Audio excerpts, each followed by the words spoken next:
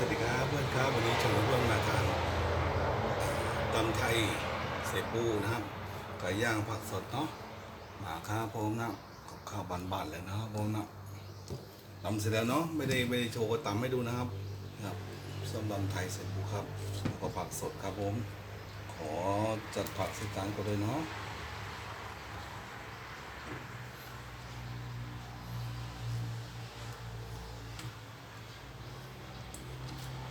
อะไรนึกอยากทานส้มตำครับ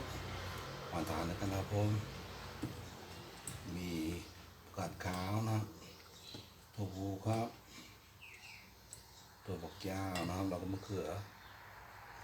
ก็เรียกมะเขือเปาะนะมะเขือเหลืองนะครับผมนะ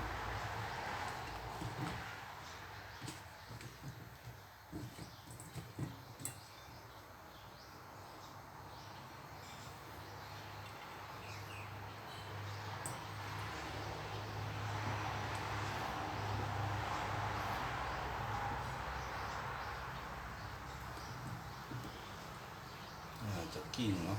มะเขือนะครับผมเหน็บข้างบนแล้วกันครับผมนะ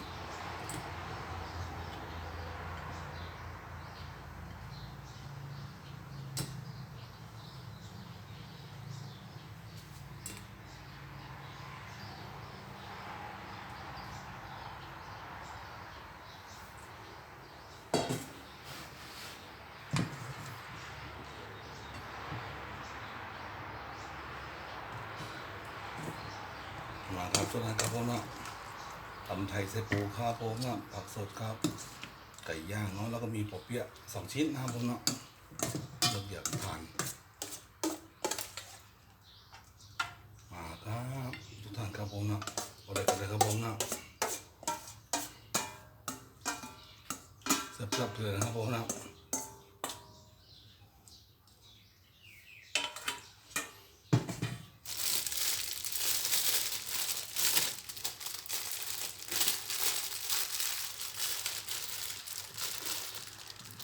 จะโรยด้วยถั่วลิสงคั่วเล็กน้อยนะครับผม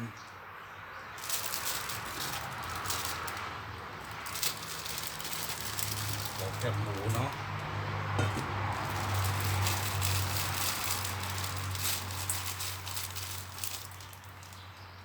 ก็วางข้างบนนี้นะครับ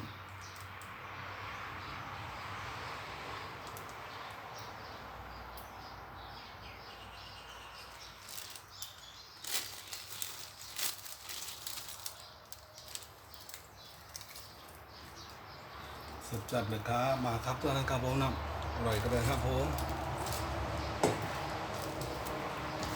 เสร็จเรียบร้อยแล้วครับผมนะ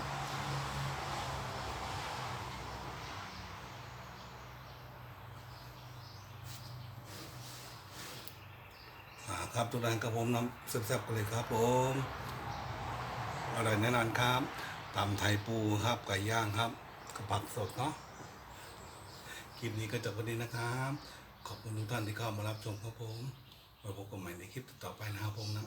เป็นกำลังใจให้กันด้วยนะครับผมสวัสดีครับ